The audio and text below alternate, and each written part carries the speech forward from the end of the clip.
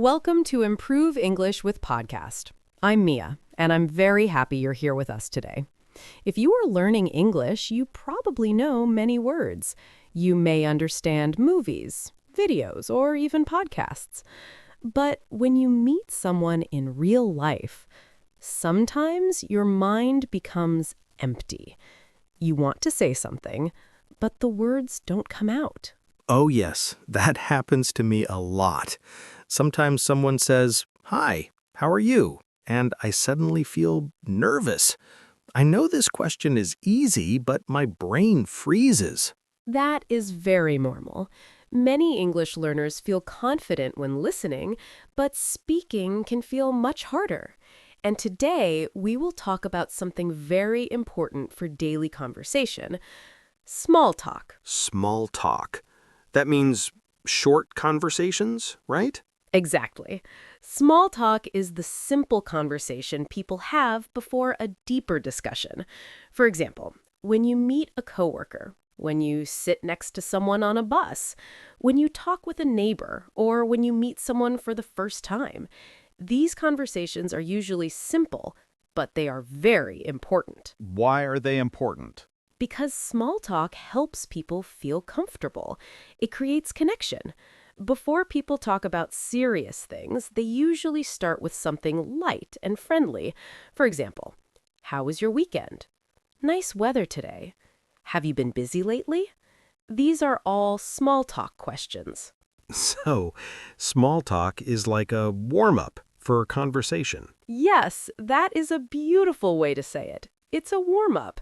And the good news is, small talk English is usually very simple. Really? Because sometimes it still feels difficult. That's because learners often think they need perfect sentences. But in small talk, simple English is completely fine. Let's imagine a real situation. You arrive at work in the morning. You see your coworker near the coffee machine. What can you say?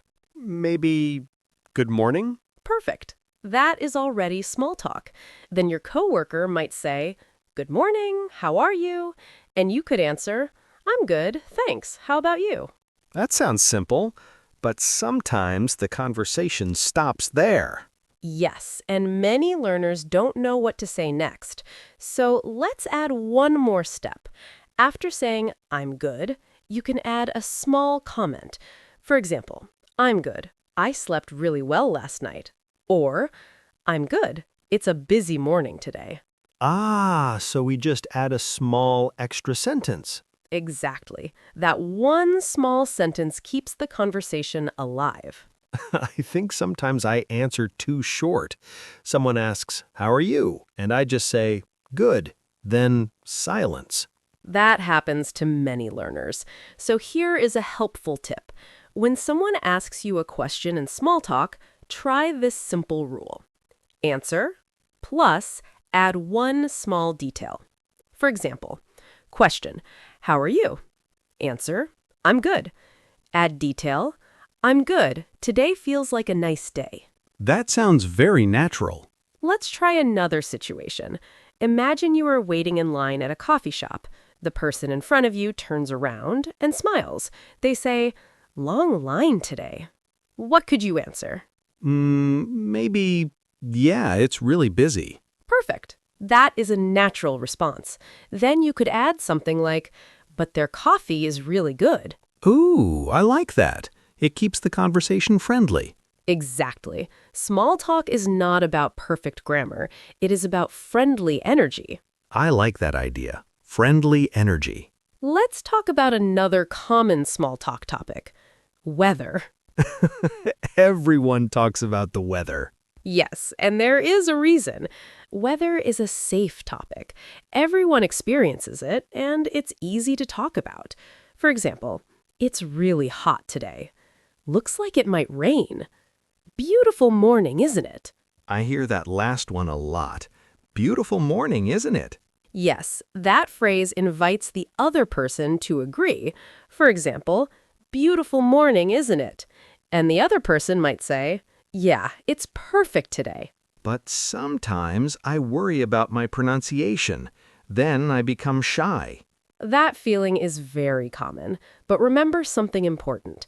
In small talk, people are not judging your English, they are simply having a moment of connection. So the goal is connection, not perfection. Exactly. Let's try a short role play together. Imagine we meet in the elevator at work. I'll start. Morning, Chad. Morning, Mia. How are you? I'm good, thanks. It feels like a busy morning already. Yeah, same here. I have 3 meetings today. That sounds like a long day. It probably will be, but at least it's Friday. Oh, yes, that always helps. See? That felt like a real conversation. Exactly. And notice something important. None of the sentences were complicated. They were short, simple, natural. I think that helps learners feel less pressure. Yes. And now let's talk about another situation many English learners experience: meeting someone new. Imagine your friend introduces you to someone at a small gathering. They say, "This is Alex." What do you say? Maybe nice to meet you. Perfect. Then Alex might say, "Nice to meet you too." Now the small talk begins. You could ask a simple question like, "So how do you know Sam?" Oh, that's a good one, because both people know Sam. Exactly. Shared connections make small talk easier. Alex might answer, "We work together." Then you could say, "Oh, nice. How long have you worked there?" Now the conversation is flowing. Yes, and something very important is happening. You are showing interest, and showing interest is one of the best communication skills. Sometimes I worry about asking too many questions. That's a good question. In small talk, balance is important. Ask a question, then share something small about yourself. For example, "So how do you know Sam?" "We work together." "Oh, nice. I met Sam in college." Ah, so the conversation goes back and forth. Exactly, like a gentle rhythm. Question, answer, small comment, another question. Now small talk sounds almost like a dance. That's a beautiful way to think about it. A simple conversational dance. And the more you practice, the more natural it becomes. But there is one challenge many English learners face. Sometimes the other person speaks very quickly. Oh, yes. Then I panic. I think, what did they say? And I just smile. Many people do that. But there's a better strategy. If you don't understand, you can say simple phrases like, "Sorry, could you say that again?" Or, "I didn't catch that." Those sound polite. Yes, very polite. And native speakers say them all the time. So never feel embarrassed about asking someone to repeat something. That makes me feel more confident already. Good, because confidence grows with practice, and small talk is one of the best ways to practice English every day. Even short conversations help. Talking to a coworker, chatting with a neighbor, saying a few words to a cashier. Each moment is practice. I like that idea. Learning English through small daily moments. Exactly. And in many ways, those small moments are where real language lives. And those small moments are where real language lives. You might only speak for 10 seconds, but those 10 seconds matter. I like that idea. Because sometimes I feel like my English practice only happens when I study. But real life is different. Exactly. Real-life conversations are not like textbooks. People speak naturally. They pause, they change topics, and sometimes the conversation moves in unexpected directions. Yes, that part can feel scary. Sometimes someone asks a question I didn't expect. Then I don't know what to say. That's a very honest feeling, and it happens even to native speakers sometimes. But there is a simple strategy that can help. Buy yourself a little time Buy time? How do we do that? by using small thinking phrases. For example, that's a good question. Or, "Let me think for a second." Oh, that's smart. Because while you say that, your brain can think. Exactly. And these phrases sound very natural in English. Let's try a quick example. Imagine someone asks you, "What do you usually do on weekends?" Okay, I might panic. Instead, you could say, good question. Usually, I relax at home. Sometimes I watch movies." That sounds much smoother. Yes, those small phrases give your brain space, and they make your English sound more natural. I think learners often try to answer immediately, and that creates pressure. Exactly. But conversation is not a race. A small pause is completely normal. That makes me feel better. Good. Now, let's talk about another very common small talk situation. Talking with coworkers during a break. Oh, yes, like in the office kitchen. Exactly. Imagine two coworkers making coffee. One person might say, "Have you been busy today?" That question sounds simple, but what kind of answers are common? Here are some natural responses. "Yeah, it's been a busy morning." Or, "Not too bad today." Or, "A little busy, but manageable." I like that last word, manageable. Yes, manageable means something is a little difficult, but still okay.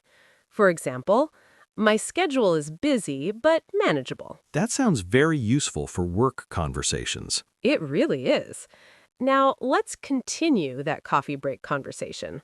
I'll start. "Have you been busy today?" Yeah, a little busy. I had 2 meetings this morning. Oh, wow. Meetings can take a lot of time. They really do. Sometimes I feel like the whole day is meetings.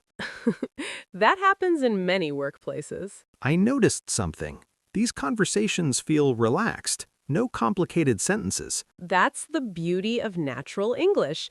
Real conversations are usually simple, and emotion plays an important role. Emotion? Yes. For example, imagine your coworker says, "I'm really tired today." You could respond with empathy. What does empathy mean? Empathy means understanding how someone feels. For example, you might say, "Oh no, long night?" That sounds very natural. Yes. Or you could say, "Yeah, I feel the same today." So empathy helps people feel understood. Exactly.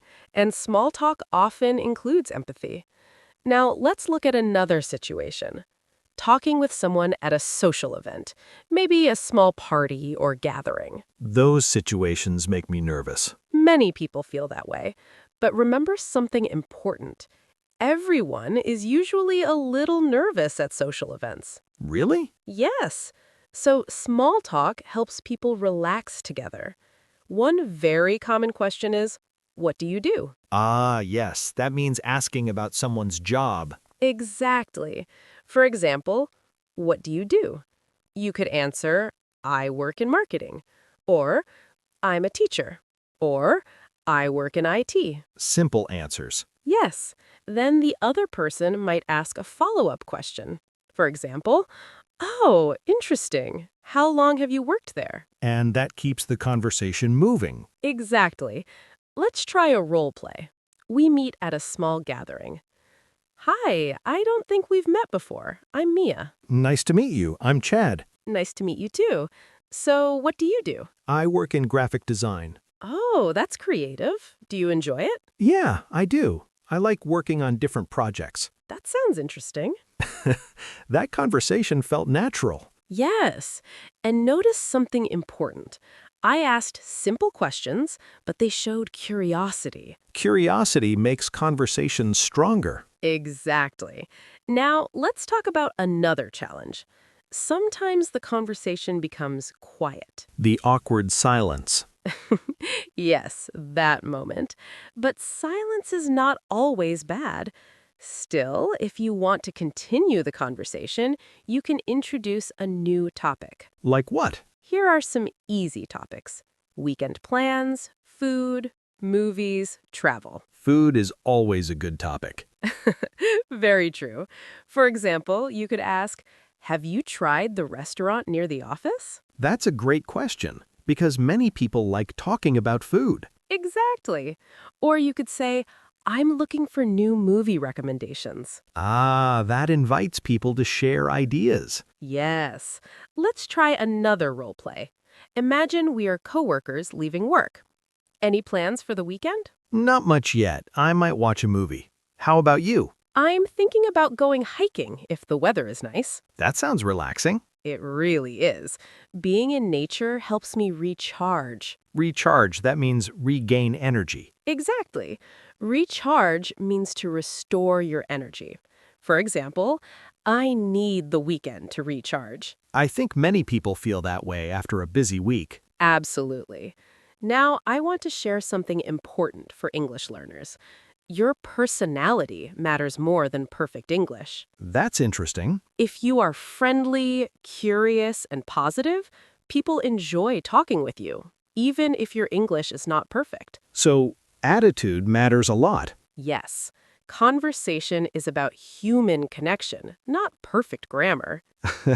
When you explain it like this, small talk feels much less scary. That's exactly the goal.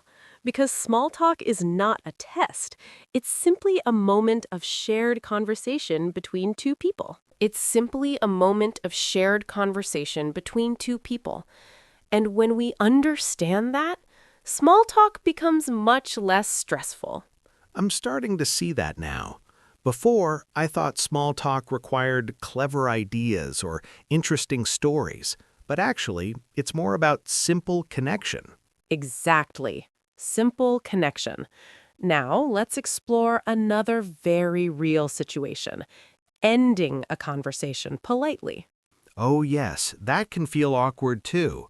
Sometimes I want to leave a conversation, but I don't know the polite way to do it. That's a great point. Ending a conversation is an important social skill, and English has many natural ways to do it. For example, imagine you are talking with a coworker in the hallway. After a few minutes, you need to go back to work. You might say, "Well, I should get back to work." That sounds very natural. Yes. Another common phrase is, "It was nice talking with you." I like that one. It feels friendly. Exactly.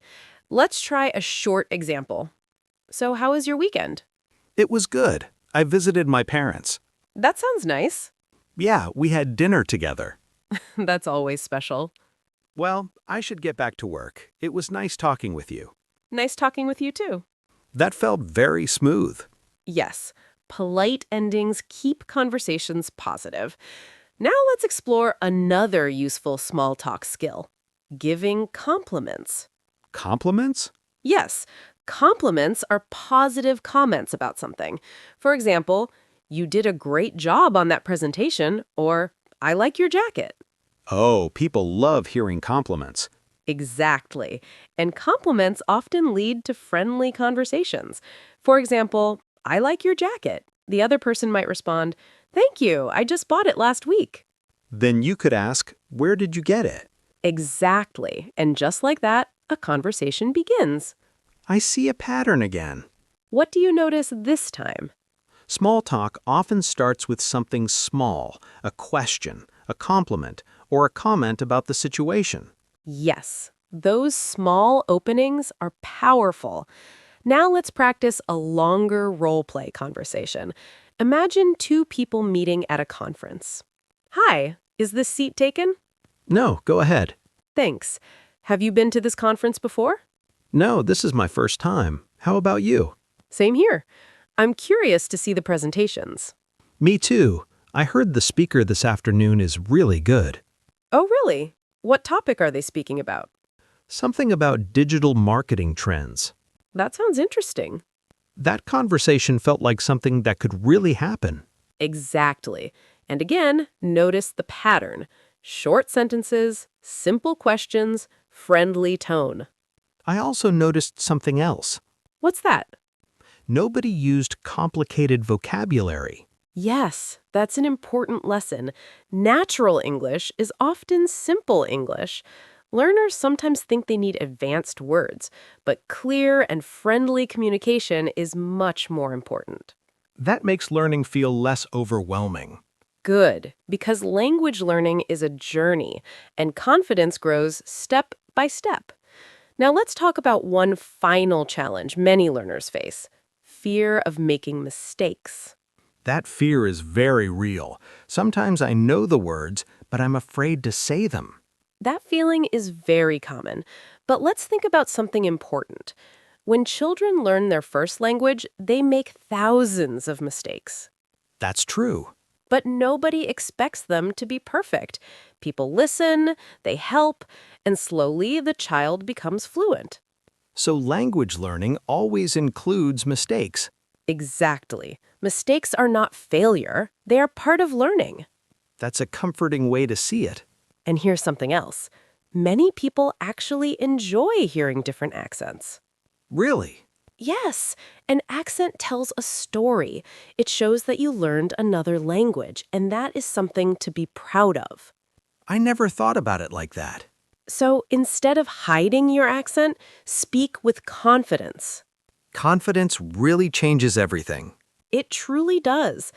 Now, before we finish today's episode, let's do a final small talk practice together. Imagine you meet a neighbor outside your building. I'll start. Hi, Chad. How's your day going? Pretty good. Just finished work. How about you? Not bad. I'm about to go for a short walk. That sounds nice. The weather is perfect today. It really is. Well, enjoy your walk. Thanks. Have a good evening. You too. That conversation felt simple but real. Exactly. And that is the heart of small talk. Simple, human, friendly. I think many learners will feel more confident after practicing these examples. I hope so, because every small conversation is progress. Every greeting, every question, every short exchange, they all build your speaking confidence. And those small moments slowly turn into longer conversations. Exactly. So the next time someone says, "Hi, how are you?" don't feel nervous. Just smile and start the conversation. I like that advice. Thank you for spending this time with us today. We're always happy to practice English together with you. Yes, and remember, you don't need perfect English to have a great conversation. Just curiosity And confidence. and a friendly smile. Take care, everyone. See you next time on Improve English with Podcast.